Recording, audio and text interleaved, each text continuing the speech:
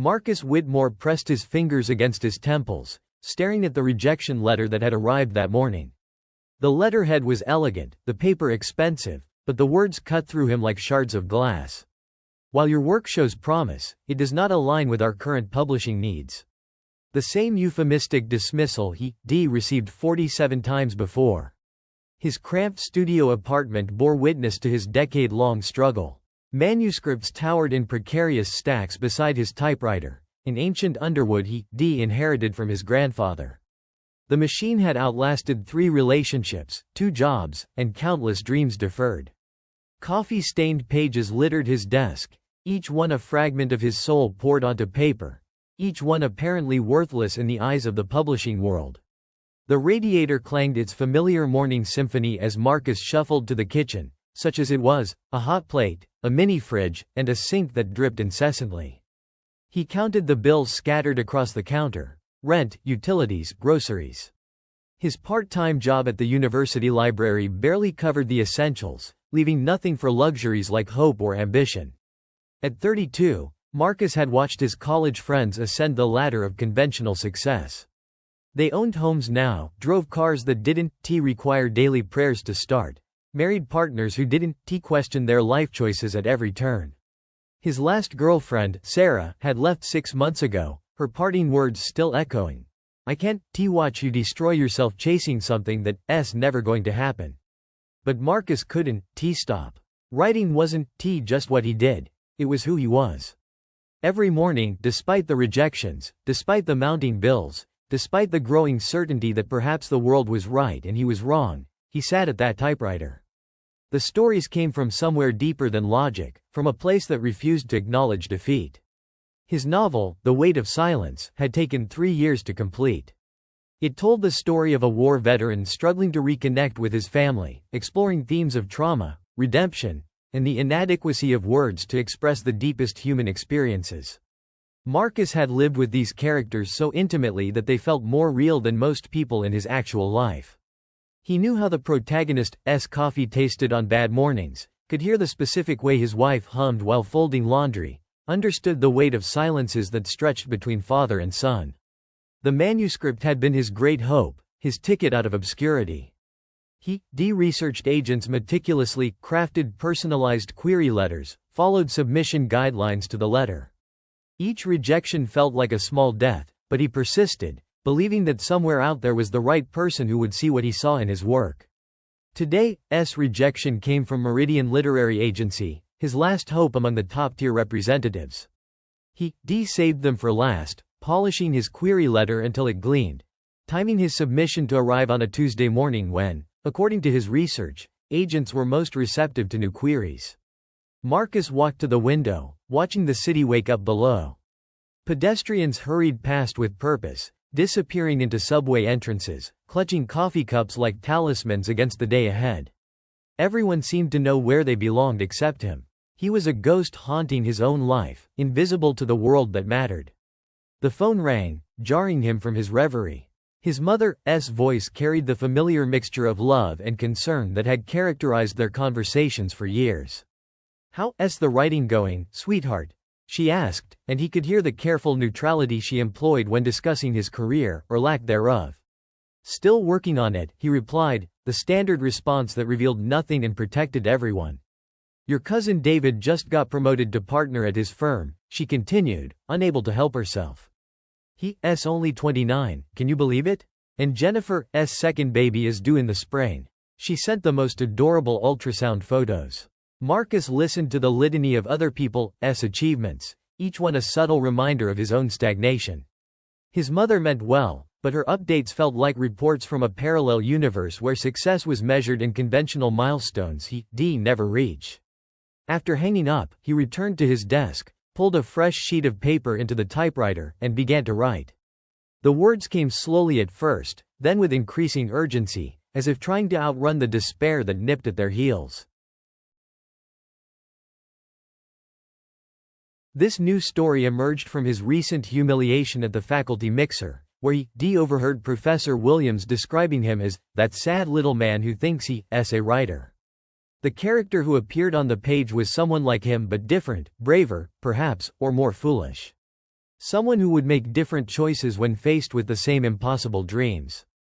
As the afternoon wore on, the story took shape. It was raw, angry, beautiful in its desperation. Marcus wrote until his fingers cramped, until the winter light faded from his window, until the sounds of the city shifted from day to night.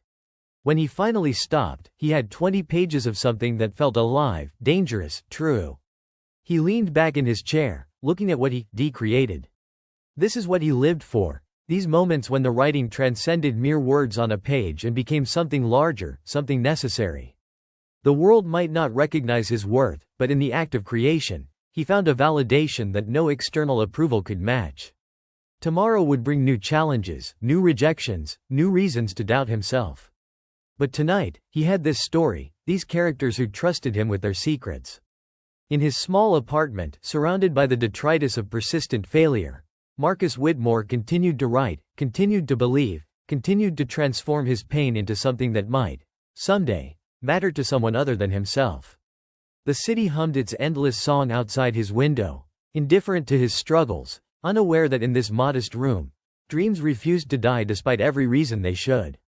And in that refusal, in that stubborn persistence in the face of overwhelming evidence to the contrary, lay something that might have been called courage, or perhaps simply the inability to imagine being anything other than what he was. A writer, recognized or not. Spring arrived with unusual warmth that year, coaxing Marcus from his winter cocoon of solitude and rejection letters.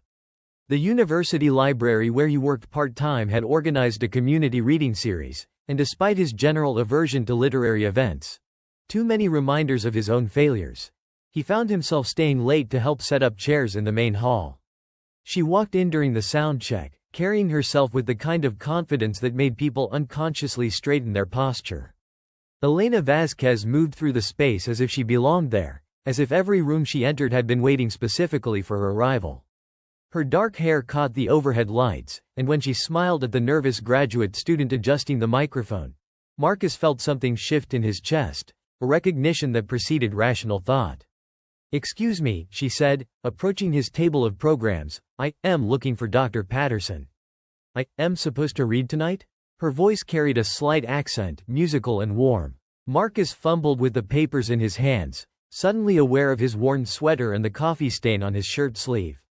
He stepped out for a moment. "You must be Elena Vasquez?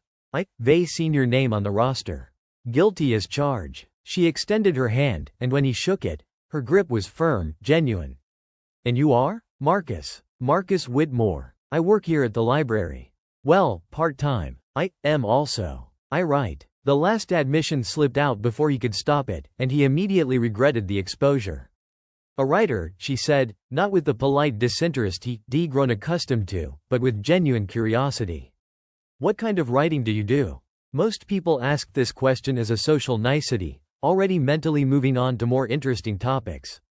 But Elena waited, her dark eyes focused entirely on him, as if his answer mattered. "Fiction, mostly. Novels. Short stories. The kind that don't get published," he added with a self-deprecating laugh. "The best kind, then," she said, surprising him. "The kind that comes from necessity rather than commerce." Before he could respond, Dr. Patterson returned, bustling with the particular energy of academics who had too much coffee and too little sleep. Elena was swept away in preparations for the reading, leaving Marcus to arrange programs and wonder if he imagined the connection he felt. The reading began at 7:30.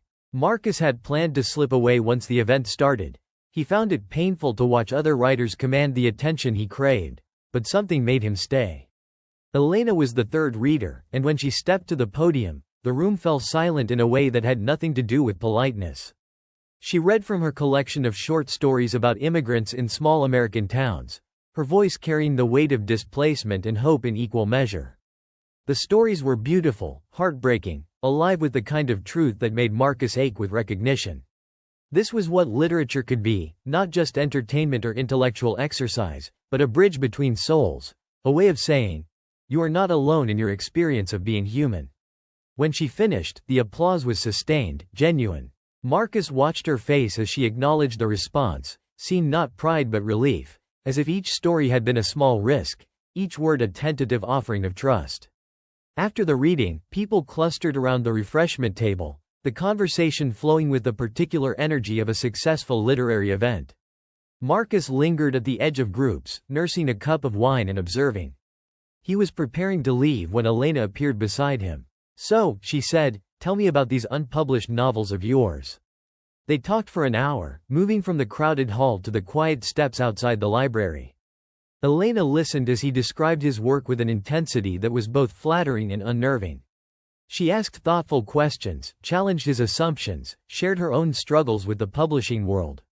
"I've been lucky," she said, referring to her recent story collection that had won a small but prestigious prize. "But luck isn't sustainable. Every day I wake up wondering if I used up my quota." Marcus found himself confessing things he never told anyone. His fears about wasting his life, his growing certainty that he might be deluding himself about his talent, the way writing had become both salvation and torment. Elena nodded, understanding written in every line of her face. "You know what I think?" she said as they walked slowly around the campus. "I think the worst thing that can happen to a writer isn't being ignored. It's becoming comfortable with being ignored. The moment you stop bleeding a little bit with each rejection, that's when you should worry." They talked about books, about the authors who had shaped them, about the impossible alchemy of turning experience into art. Elena had grown up in El Salvador before her family immigrated when she was 12. Her stories carried the weight of that displacement, the particular pain of loving two places and belonging fully to neither. "Writing is my way of building a bridge," she explained, "between who I was and who I became, between my parents' world and mine, between the silences and the things that must be said."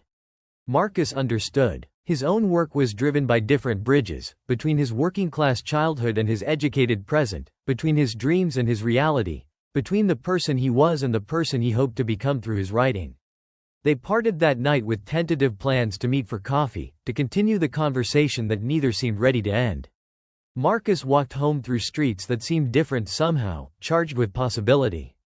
For the first time in months, he felt something other than the familiar weight of failure. Over the following weeks, coffee became lunch, lunch became long walks, walks became evenings spent in bookstores and quiet bars. Elena was working on a novel, her first, and the process frightened and exhilarated her in equal measure.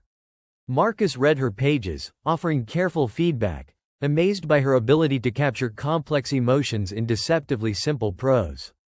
In return, she read his work with an attention that made him feel exposed and understood simultaneously. She didn't offer false praise, but she saw things in his writing that he begun to doubt were there. A particular way with dialogue, an eye for the revealing detail, a compassion for his characters that elevated his stories beyond mere plot. "You're not writing for publication," she observed one evening as they sat in his apartment, manuscripts spread across his small table. "You're writing to figure something out. That's why it's good, and that's why it's hard to sell. Publishers want answers, not questions." The observation stung because it was true. Marcus wrote to understand his own life, to make sense of experiences that remained opaque to him.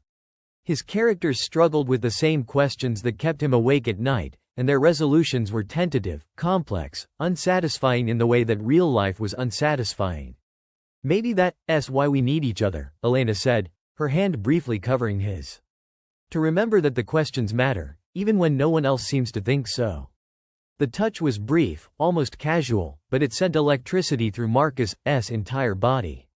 He was falling in love, had been falling for weeks, but the admission terrified him. Love was a luxury he couldn't afford, a distraction from the already impossible task of becoming the writer he needed to be. But Elena was not a distraction. She was a mirror, reflecting back his own dedication and struggle in a way that made both seem noble rather than foolish. In her presence, he felt like the writer he always imagined himself to be, serious, committed, part of a larger conversation about art and meaning. They began spending most evenings together, reading, writing, talking about the books that had shaped them. Elena's apartment was tiny but comfortable, filled with plants and books and the kind of accumulated objects that suggested a life being actively lived rather than merely endured. One night, as rain drummed against her windows, they sat reading on her small couch, their legs tangled together with unconscious intimacy.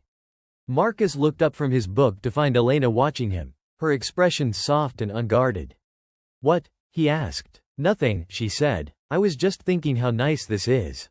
How right it feels." The words hung between them, an acknowledgement of what they both been feeling but hadn't dared to name. Marcus set down his book, and Elena did the same. When they kissed, it felt like the most natural thing in the world, as if they been moving toward this moment since the night they met. In the weeks that followed, their relationship deepened with an intensity that surprised them both. They were writers who had found each other in the wilderness of rejection and uncertainty, and their connection felt like a rare gift. Someone who understood not just their art but the particular madness that drove them to create it. But even as Marcus allowed himself to hope, a small voice in the back of his mind whispered warnings. Good things didn't happen to him. Love was for other people, people whose lives followed predictable patterns of success and happiness. He was a writer without readers, a dreamer without prospects, and no amount of love could change those fundamental facts about his existence. Still, for the first time in years, Marcus went to sleep happy, Elena's breathing soft beside him, both of their manuscripts scattered across the floor like fallen leaves. Evidence of the life they were building together, one word at a time. Summer dissolved into autumn with Elena and Marcus existing in the golden bubble that surrounds new love. They had created their own small universe, bounded by used bookstores and late-night diners, populated by the characters they wrote about and the dreams they shared in the vulnerable hours before dawn. Elena's presence transformed everything. The rejection still came. Marcus counted 53 now, but they stung less when he had someone who understood the peculiar mathematics of a writer's life, where success was measured not in sales or recognition but in the quality of a single sentence, the truth of a captured emotion, the small victory of making something real out of nothing but words. Her novel was taking shape, a complex narrative about 3 generations of women navigating love and loss across 2 countries. Marcus watched her wrestle with it each evening, admiring the way she approached each scene like a craftsperson, patient and meticulous. She had a gift for inhabiting her characters completely, disappearing so thoroughly into their world that he sometimes had to call her name twice to bring her back to their small apartment. "Read this," she would say, sliding pages across the table, and Marcus would discover passages that took his breath away, descriptions so precise they felt like memories, dialogue that revealed character with devastating efficiency. Elena wrote the way other people breathed, naturally and necessarily. They had settled into routines that felt like domesticity. Morning coffee at the small table by her kitchen window, the newspaper spread between them, Elena reading aloud the headlines while Marcus checked the literary magazines for submission opportunities. Evenings writing side by side, the comfortable silence broken only by the click of typewriter keys and the occasional muttered curse when inspiration proved elusive. Weekends belonged to exploration. They discovered hole-in-the-wall restaurants where the owners knew the regulars by name, attended readings at independent bookstores, walked through neighborhoods they never seen. Elena pointing out architectural details that escaped Marcus's notice, he telling her stories about the people they passed, imagined histories built from brief glimpses. "You see stories everywhere," she told him one Saturday as they sat in a park, watching an elderly man feed pigeons with methodical precision. "That's your gift. Most people look at him and see just an old man with too much time. You see a widower who comes here every day because his wife used to love feeding the birds." Marcus flushed at the accuracy of her observation. He had been constructing exactly that narrative, complete with details about the man's late wife and the way grief had reorganized his daily rhythms around small rituals of remembrance. "Is that weird?" he asked. "It's what makes you a writer," Elena replied, threading her fingers through his. "Don't ever apologize for the way your mind works." The validation meant more coming from her than from anyone else. Elena had achieved what he longed for: recognition, publication, a sense that her work mattered to people beyond herself. Yet she treated his unpublished manuscripts with the same respect she accorded established authors, finding value in his words that he sometimes struggled to see himself. Their physical relationship had developed with the same natural intensity as their emotional connection. Elena approached lovemaking with the same complete presence she brought to everything else, as if every touch was a word being carefully chosen, every kiss a line of poetry being composed. Marcus had never felt so seen, so completely accepted for who he was rather than who he might become. In November, Elena received news that changed everything. Her story collection had been nominated for a major literary prize, one that carried significant money and career-changing recognition. The call came on a Tuesday morning while they were having breakfast, and Marcus watched her face transform as she listened to her editor's voice crackling through the phone. "Oh my God," she whispered, hanging up, her hands shaking. "Oh my God, Marcus, I can't believe this is happening." He held her as she cried, tears of joy and disbelief, and tried to ignore the complex emotions churning in his chest. He was happy for her, genuinely, completely happy. She deserved this recognition, had earned it through years of dedicated work and uncommon talent. But he also felt the bitter sting of contrast, the reminder of how far he remained from any similar success. The nomination brought changes neither of them had anticipated. Elena's publisher scheduled interviews and readings, her editor talked about increased print runs and foreign rights sales. Suddenly, she was receiving invitations to literary festivals, requests for essays and commentary, the kind of attention that Marcus had dreamed about for years. She handled it with characteristic grace, but Marcus could see the stress it created.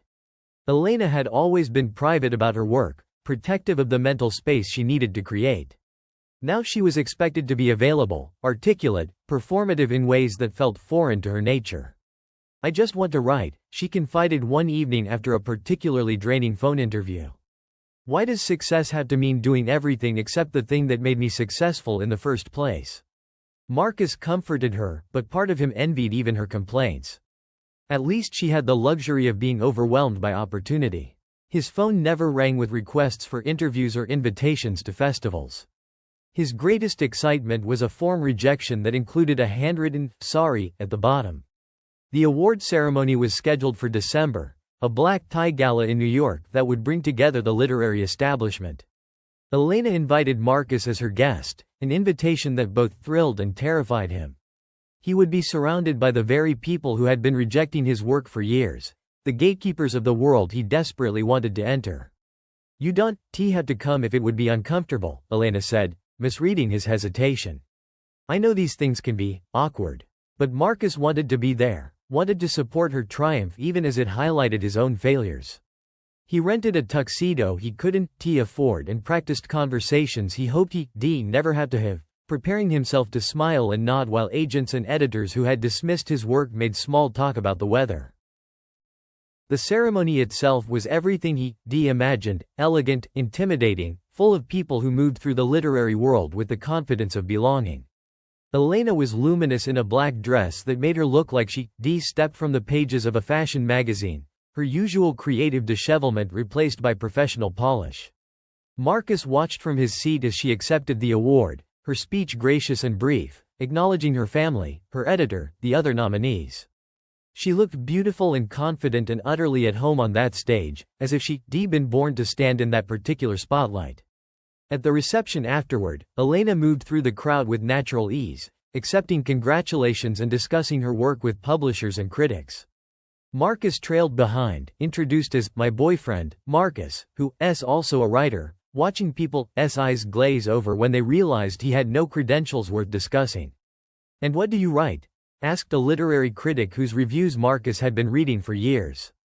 "Fiction. Novels, mostly," Marcus replied, the familiar introduction feeling more hollow than usual in these surroundings. "Published anything I might have read?" "Not yet," Marcus said, and watched the man's attention immediately drift to more interesting conversations. This exchange repeated itself throughout the evening, each iteration a small humiliation that accumulated into a larger sense of inadequacy. Marcus smiled and nodded and tried to be proud of Elena's success, but he felt like an imposter in his rented tuxedo, a pretender among people who belonged to a world that had consistently rejected him. The worst moment came when Elena was surrounded by a group of prominent editors, all eager to discuss her next project. Marcus stood nearby, invisible, listening to them speak the language of advances in foreign rights and marketing campaigns, the business side of literature that remained as foreign to him as particle physics. "You're so lucky," said a woman whose imprint published some of Marcus's favorite authors. "To have found your voice so young, to have such a clear sense of your artistic vision. Most writers spend decades figuring out what they want to say." Elena glanced at Marcus across the small crowd, and he saw something in her expression, pity, perhaps, or simple awareness of how her triumph must feel to someone still struggling for any recognition at all. The look was kindly meant, but it cut deeper than intended. On the train back to Boston, Elena was quiet, still processing the evening's events. The award sat in her lap, substantial and real, proof that her work mattered to people beyond their small circle. "I am so proud of you," Marcus said, and meant it despite everything else he was feeling. "Thank you," she replied, then was quiet for a long moment. "Marcus, I need to tell you something. HarperCollins has offered me a significant advance for my next novel. And they want me to move to New York, to be closer to the publishing scene." The words hung between them like a bridge that was simultaneously being built and burned. Marcus understood immediately what she wasn't saying.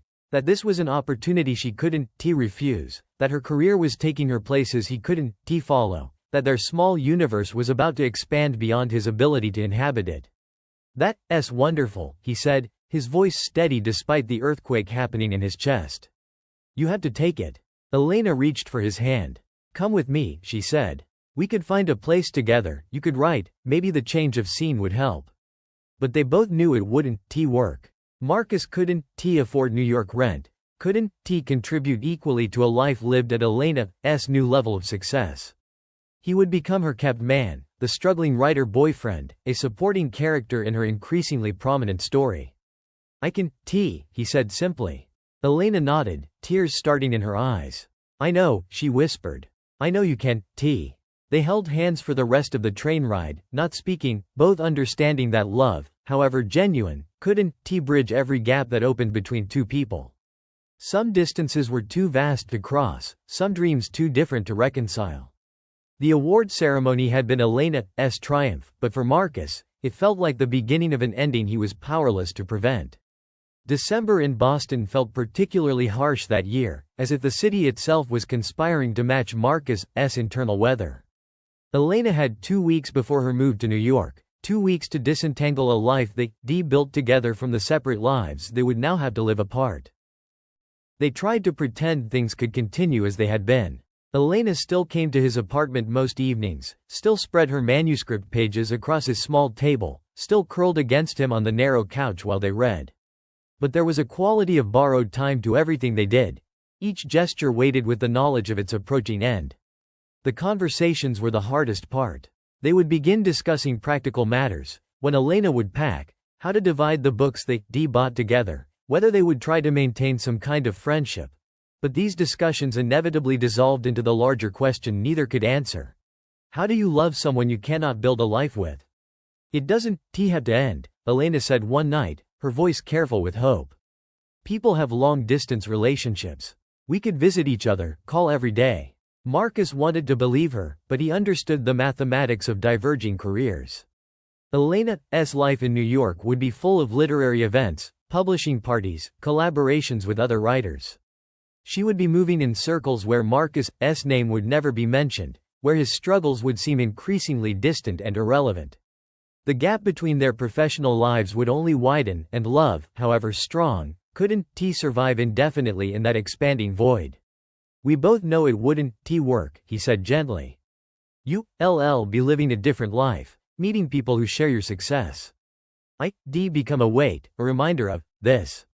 He gestured around his shabby apartment, encompassing not just the physical space but everything it represented about his stalled ambitions.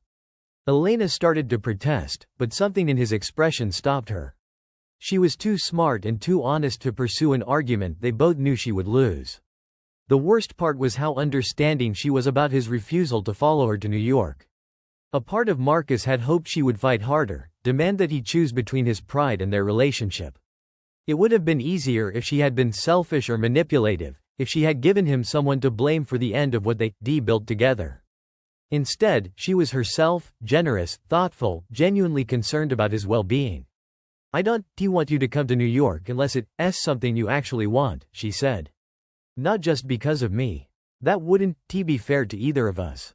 Her kindness made the ending hurt more rather than less. If she had been cruel, he could have armored himself with anger. Her continued love and concern left him defenseless against the full weight of what he was losing. They spent their last weekend together doing things they always done, browsing bookstores, walking along the river, sharing meals in the small restaurants that had become their regular haunts. But every activity carried the burden of finality. This was the last time they would discover a new book together, the last time they would debate the merits of different narrative techniques over coffee, the last time Marcus would watch Elena's face as she encountered something that delighted her. On Sunday evening, they sat in Elena's apartment, now mostly empty, her books packed in boxes, her furniture tagged for the movers, and tried to find words for what was happening to them. "I keep thinking there must be something we're not seeing," Elena said, sitting cross-legged on the floor beside the boxes that contained her life. "Some solution we haven't considered."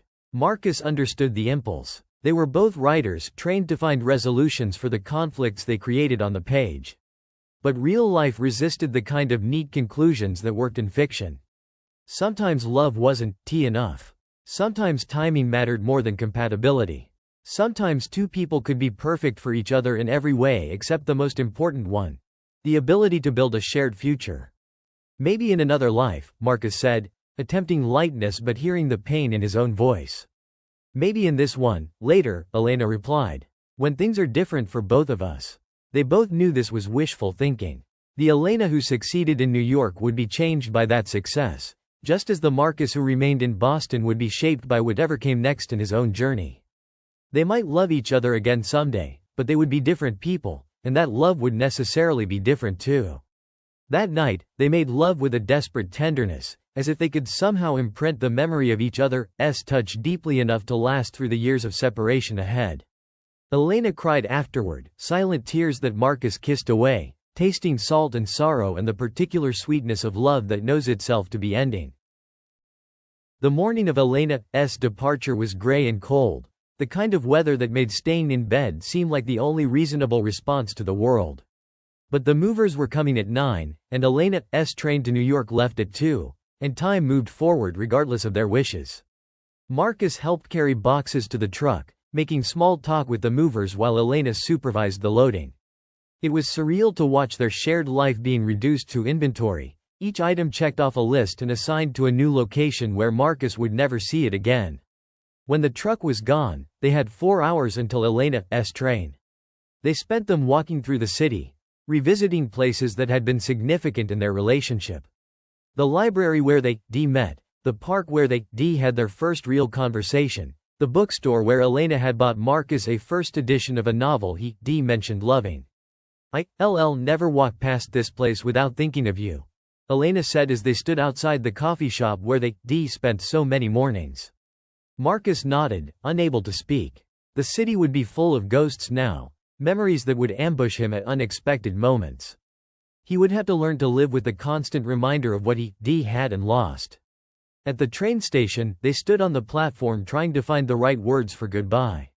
Other passengers swirled around them, dragging luggage and checking tickets, all of them moving toward destinations that seemed clear and attainable. "I'll always love you," Elena said, her hands framing his face. "Whatever happens, wherever we both end up, I need you to know that." "I love you too," Marcus replied. "More than I've ever loved anything." They kissed then, a kiss that tried to contain everything they couldn't say, all the hopes and regrets and might-have-beens that would haunt them both in the years ahead. When Elena's train was called, she picked up her bags and walked toward the platform. She turned back once, waving, and Marcus waved back, standing there until the train disappeared around a curve, taking her toward a future he couldn't share. The walk back to his apartment felt endless. The city looked different now, emptier somehow, as if Elena's departure had taken some essential quality of light with it. Marcus climbed the stairs to his studio, opened the door, and confronted the space that had once seemed cramped but now felt simply empty. Her coffee cup still sat on the counter, lipstick marking the rim. A book she'd been reading lay open on the table, a piece of paper marking her place. These small artifacts of her presence were almost too painful to bear, but Marcus couldn't bring himself to put them away. Not yet. That evening, he sat at his typewriter for the first time in weeks. The blank page stared back at him, challenging him to find words for what had happened, to transform his pain into something resembling art. For hours, nothing came. Then, slowly, haltingly, he began to write. The story that emerged wasn't about Elena, exactly, but it was shaped by her influence, by the way she had seen the world and the way she had seen him. It was about love and loss, about the gap between dreams and reality, about the courage required to continue pursuing something you might never achieve. As he wrote, Marcus felt something he hadn't experienced in months. The sense that his work mattered, that his words were necessary, that his particular way of seeing the world was worth preserving on paper. Elena had given him many gifts during their time together, but perhaps the greatest was this renewed faith in his own voice. The rejection letters would continue to come. Marcus knew this with the certainty of someone who had learned to expect disappointment as a constant companion. But something had changed in his relationship to that rejection. Where once it had felt like a judgment on his worth as a human being, now it seemed more like weather, unpleasant but temporary, something to be endured rather than internalized. In the weeks following Elena's departure, Marcus threw himself into his writing with renewed intensity. The story he had begun the night she left grew into something larger, more complex. It became a novella, then the beginning of a new novel, different from anything he had written before. Where his previous work had been careful and literary, this new book was raw, urgent, unafraid of its own emotions. He wrote about love that couldn't survive the circumstances that contained it. He wrote about dreams deferred and the particular loneliness of pursuing art in a world that seemed indifferent to beauty. He wrote about the small heroisms of ordinary people, the way someone could continue to create in the face of constant rejection, the courage required to love someone knowing that love might not be enough. The characters who populated this new work were more vivid than any he had created before. They argued with him, insisted on making choices he hadn't planned, surprised him with their resilience and their capacity for both joy and sorrow. Writing them felt like a collaboration rather than a monologue, as if Elena's influence had taught him to listen more carefully to the voices in his head. Spring returned to Boston, and with it came tentative signs of change. Marcus received a rejection letter that was different from the others, longer, more personal, with specific comments about his work. The editor had taken time to explain why the story hadn't fit their needs, but also to acknowledge its strengths. "You have a distinctive voice," she wrote. "I hope you, continue to submit to us." It wasn't acceptance, but it was recognition. Someone in the publishing world had seen something worth commenting on in his work. Marcus read the letter 3 times, then carefully filed it with the others, but in a separate folder marked, maybe. He heard from Elena occasionally, emails that grew shorter and less frequent as her new life claimed more of her attention. She was thriving in New York, her career accelerating in ways that both thrilled and exhausted her. She had started work on her second novel, signed with a prestigious agent, been featured in a major literary magazine. Her life had become everything Marcus had once imagined for himself. "I think about you often," she wrote in one email. "About the things we used to talk about, the way you helped me see my own work more clearly. I hope you, still writing. I hope you, still fighting for what you believe in." Marcus wrote back with updates on his own progress, carefully edited to emphasize the positive while downplaying the continued struggles. He didn't want to burden her with his problems, didn't want to be the struggling ex-boyfriend who couldn't move on. But he also couldn't bring himself to lie about the reality of his situation. The new novel was finished by midsummer, all 300 pages of it. Marcus read it through in one sitting, amazed by what he had created. It was his best work, he knew that with a certainty that surprised him. Every sentence felt necessary, every character real, every scene earned through careful attention to the truth of human experience. This time, his approach to agents and publishers was different. Instead of casting a wide net, he researched carefully, targeting only those who represented the kind of literary fiction he had written. His query letter was confident but not arrogant, clear about what the book was and why it mattered. The first response came back within a week. A rejection, but a thoughtful one. The second took longer but was more encouraging. The agent had read the full manuscript and, while declining to represent it, had written detailed notes about its strengths and areas for improvement. Marcus revised the novel based on this feedback, tightening the prose, deepening certain characters, cutting scenes that didn't serve the larger story. The process was painful but necessary, like surgery that improved function even as it caused temporary discomfort. The 6th agent he queried asked to read the full manuscript. The 7th requested a phone call. By autumn, Marcus had signed with a small but respected literary agency, and his novel was being submitted to publishers. The first rejections from publishers were familiar territory, but they were different now, more specific, more engaged with the actual content of his work. Editors were taking the time to explain their decisions, to offer suggestions for future projects, to encourage him to continue submitting. Then, on a November morning almost exactly a year after Elena's award ceremony, Marcus's phone rang. His agent's voice was carefully controlled, but Marcus could hear the excitement underneath. "We have an offer," she said. "It's not a huge advance, but it's a good house, and they really believe in the book. They want to publish it next fall." Marcus sat down heavily in his desk chair, staring at the manuscript pages scattered across his table. After more than a decade of rejection, someone finally wanted to publish his work. The dream he had carried through years of doubt and disappointment was finally becoming reality. That evening, he walked through the city in a daze, seeing everything as if for the first time. The streets that had witnessed his struggles now seemed to glow with possibility. He thought about calling Elena, sharing the news with the one person who would understand what this moment meant to him.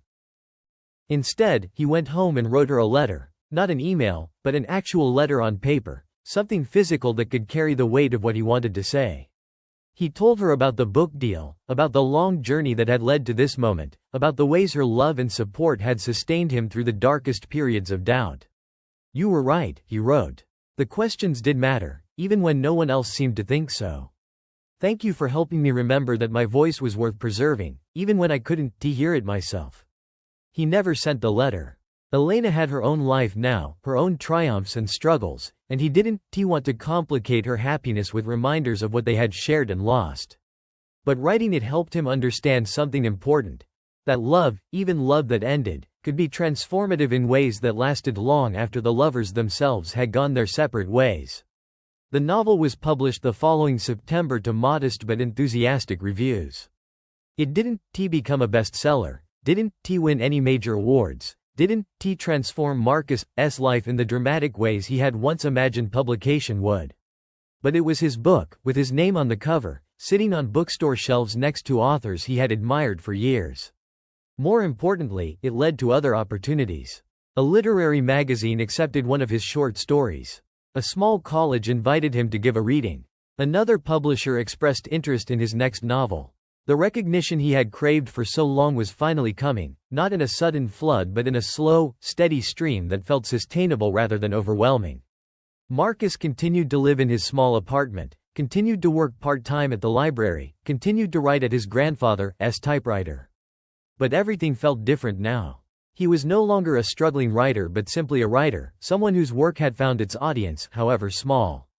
Sometimes, browsing in bookstores, he would see Elena's books on the shelf, her story collection, now in its third printing, and her first novel, which had been nominated for an even more prestigious award than the one that had launched her career.